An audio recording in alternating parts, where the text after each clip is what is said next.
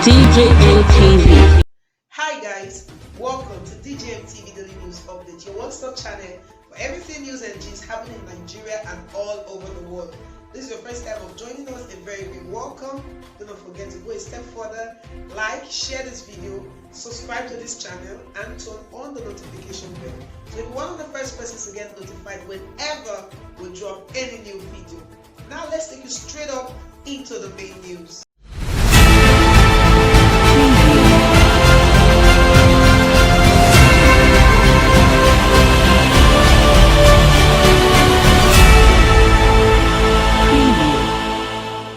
We no want deceive Imo State people like wetin UZODINMA dey talk. Rather, UZODINMA na disgrace to good governance for inside Nigeria. This one na People's Democratic Party ogas dem na talk am. This na still DJM TV Daily News Update wey dey give you better news.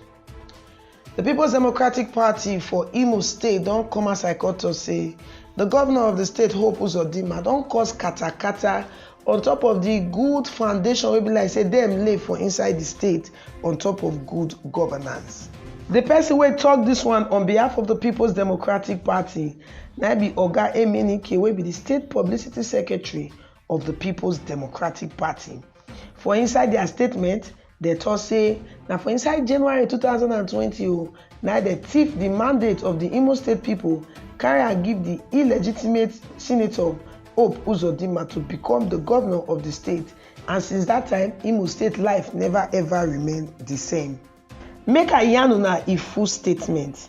The talk inside the statement say on the 14th of January 2020, one bizarre and controversial Supreme Court judgment cause scatter the popular demand of the Imo State people wey be like say dem be give Emeka Ihedioha for March 9, 2019 governorship election wey hold for inside Imo State. Then the judgment court put Senator Hope UZODINMA as the governor of Imo State.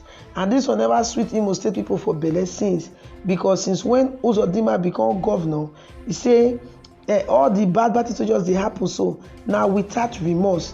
See, as a matter of fact, UZODINMA abandoned the roles and the primary obligation of government as prescribed by the constitution, wey be like say be the security of lives and properties for inside the state wey he be governor. Say rather, he called dey turn everything wey dey for inside the state into politics, including the unfortunate security situation for the state wey be like say countless number of lives dey go down on top that matter every day. Say as a matter of fact, Imo State don turn to den of bandits, terrorists, cannibals, kidnappers, and even unknown gunmen now be like say they don dey almost dey take the state comot for Hope UZODINMA hand. This one na still DJM TV Daily News Update, your ogbonge channel wey dey give you better news. If you just join us, abeg, thank you. Don't forget to like this video and share this video, and also make you not forget to subscribe to this channel. Oyama will continue the matter wey we dey yarn you. So for inside the statement wey be like say Oga Emenike make on behalf of the People's Democratic Party for inside Imo State, they can also go front, call the count say since wey be like say UZODINMA come this administration now, so not be small debt now be like say Imo State don dey owe. So as a matter of fact, the debt profile of Imo State, e don go up well. Meanwhile, many things will be like say that the previous administration put in place to make sure say Imo State better. Them say now all those foundation and programs them now UZODINMA government they scatter. Say as a matter of fact, PDP and even the people of Imo State, they regret now say some of the programs will be like say People's Democratic Party put together what they call Rebuild Imo. Say UZODINMA government don't suspend some of them. As a matter of fact, it does scatter some of them, and all this is what it be like say it takes the People's Democratic Party time to put in place for inside Imo State towards what they call rebuilding of Imo State. Also, Oga Emenike to say now the People's Democratic Party now start the Treasury single account, autonomy for local government system, technical and skills development colleges, automated payment system for prompt payment of salaries and pensions, the agricultural revolution inside Imo State, infrastructural revolution, civil service reform, and the revival of ISOPADEC, technology and ICT development, as well as qualitative free education, all of them for inside Imo State, make the state for better. And they say all this one and many others now part of the rebuild Imo administration wey be like say as Hope UZODINMA just enter Kpakam, he just throw all of them for one corner. He come begin dey borrow here and there, giddy they borrow like say tomorrow not this. As a matter of fact, he don place Imo State now as the most indebted state for the whole of Southeast. And say as this one so e dey give them sleepless night inside the PDP. So say because na only 2 years they don dey o. Say by the time they continue come dey for 4 years, say the kind borrowing rate for inside Imo State go high well. And say if they even reason the matter sef, all the money they borrow, no project dey for ground to even justify all the big money wey be like say Oga UZODINMA just dey borrow up and down take dey scatter Imo State. You still dey on to DJM TV Daily News Update, your ogbonge channel wey dey give you better correct news for inside Nigeria and all around the world. And if you just join us, thank you very much. I beg make you not forget to like this video, share this video, and of course subscribe to this channel. We'll continue the matter wey we dey gist you. So the publicity secretary of the People's Democratic Party for inside Imo State, Oga Emenike, don come as I cut us say UZODINMA government dey waste money, dey borrow up and down, and no tangible project to show for the money when in dey borrow. As a matter of fact, Oga Emenike say last year alone, Oga UZODINMA borrow over 59 billion naira as loans from foreign and domestic sources. Say and for this year, the guy don make arrangement to borrow another additional 61 billion naira in addition to the over 103 billion naira wey be like say they come from the local government areas under the FAAC for UZODINMA government. He say also 105 billion naira they come into Imo State every year, and 24 billion naira wey be like say Imo State they generate on their own, plus the 10 billion naira wey represent the 13% derivation from oil.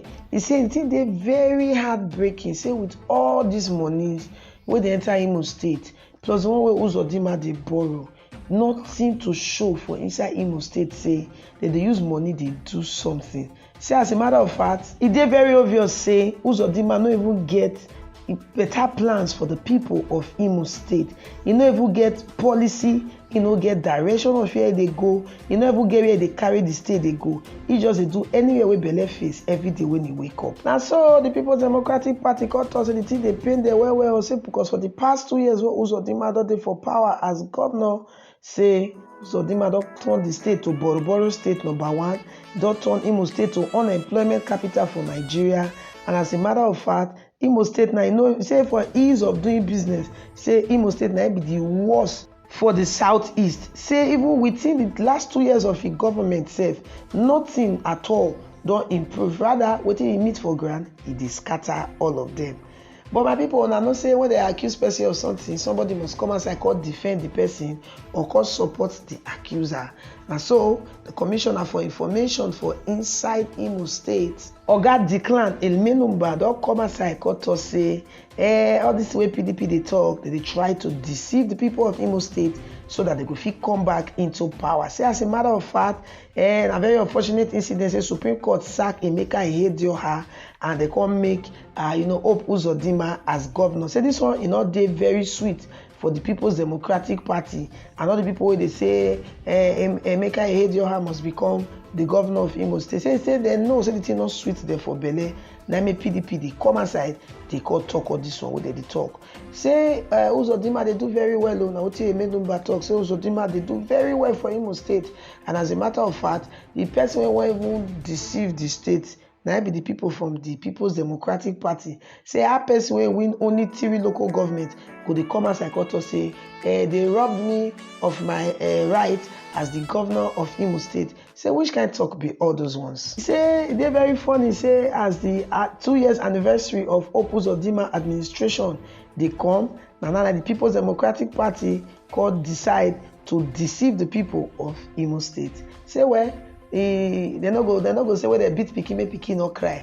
Say they understandable why the People's Democratic Party they cry. My people, now the story will carry call given, and so many people don't react to this news. Some people don't say, of course, now if they really look at the apple for Imo State, we go no say UZODINMA the Dabaro the state.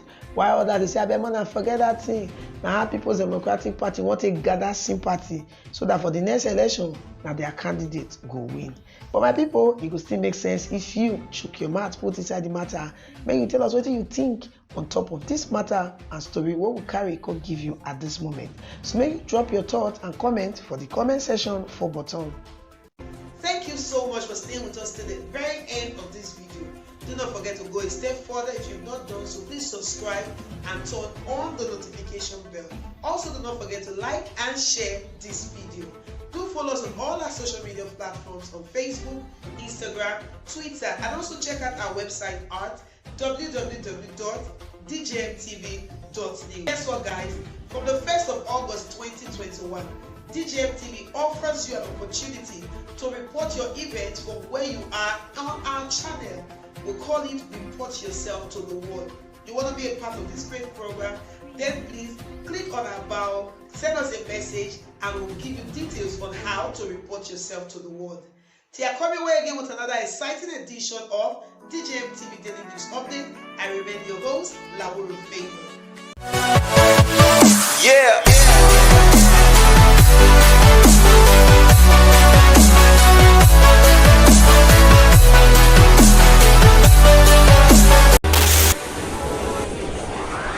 DJMTV.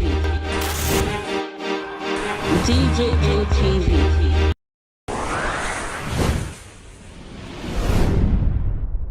Fulani people don't say no, they don't like it. Welcome to DJMTV. DJMTV. DJMTV. DJMTV. DJMTV. Some of the delegates and ask them questions. DJMTV.